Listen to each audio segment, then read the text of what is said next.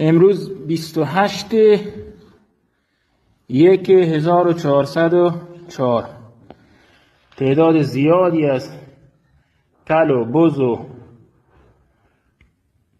قوچ و میش داخل این گودال گیر کرد. محمد دشپنا، محمد رانشین، محمد علیشاپور، محمد پیروزی. 4 تا محمد. برو برو برو برو برو برو برو. اینه به پاچش. برو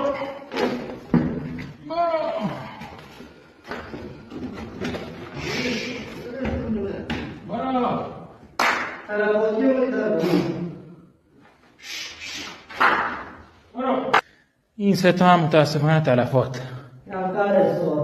1 2 اینم برنمیشه امسال.